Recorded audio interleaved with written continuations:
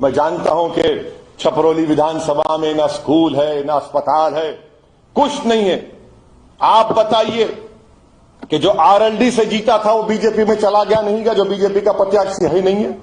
کس بنیاد پر آپ ووٹ کا مطالبہ کر رہے ہیں مجھ سے؟ کیا گارنٹی ہے وہ کہ دوبارہ بی جے پی میں نہ چلا جائے؟ کیا یہ بات سچ نہیں ہے کہ جس کو بی جے پی سے ٹکٹ نہیں دیا وہ RLD میں آ گیا؟ اور آپ کیا کریں گے؟ آپ دری بچھائیں گے کہ زندگی میں صرف ہرانا آپ کا مقصد ہے؟ میرا مقصد نہیں, میرا مقصد جیتنا ہے.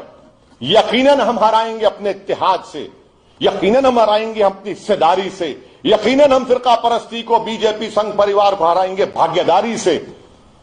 مگر ہم اگر صرف ہرائیں گے کے نام پر ووٹ دیں گے تو آپ کو اور مجھے کیا حاصل ہو رہا ہے؟ میرے مقدر میں ناانصافی لکھے جائے گی, یاد رکھیے.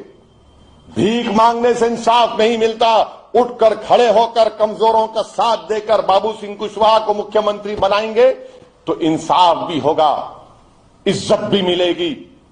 ہماری تمام گھروں کے سامنے جو خطرے ہیں وہ خطرے کم ہوں گے, نوجوانوں کا مستقبل اچھا ہوگا.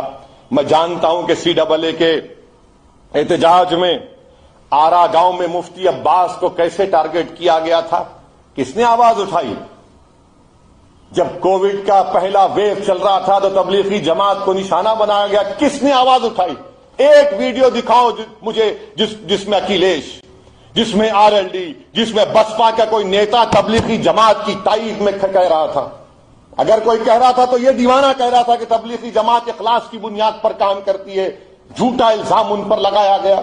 ہر جگہ پر میں نے کہا الحمدللہ کورٹس کے ذریعے پورے مقدمات ختم ہو گئے.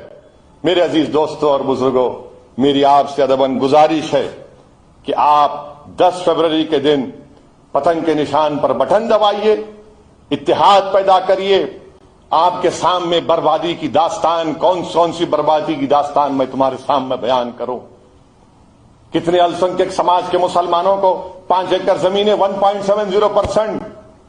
سب سے زیادہ بے روزگار کون ہے؟ دلت سماج سے بھی زیادہ اگر بے روزگار ہے تو مسلمان ہیں. سب سے زیادہ بچے کا اسکول کے باہر ہیں تو کس کے ہیں؟ السنکھیک سماج مسلمان کے ہیں. سب سے کم گریجویٹ 3% ہے تو السنکھیک سماج مسلمان کے.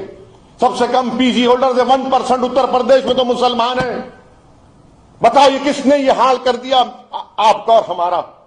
اور آپ صرف گھر کے خطرے کو, یہ تمام خطرات ہیں, یاد رکھو ان خطرات کو اگر ہٹانے کا ہے تو آپ کو شاید لیڈر بننا پڑے گا, نیتا بننا پڑے گا. یہ تمام سیاسی پارٹیاں نہیں چاہتی, یہ چاہتی ہیں کہ آپ صرف دری بچھائیں, آپ صرف زندہ آباد کے نعرے ان کے لیے لگائیں. آپ اب بھیک مانگے ٹکٹ کے لیے, ارے تم ٹکٹ کے لیے بھیک مانگ رہے ہو, آؤ مجلس میں تم ٹکٹ بانٹو گے انشاءاللہ تعالی. میں آپ سے اپیل کر رہا ہوں کہ 10 فروری کے دن متحدہ اپنے ووٹ کے ذریعے بھاگیہ داری پریورتن مورچہ کو کامیاب کریے, پتنگ کے نشان پر بٹن دبائیے.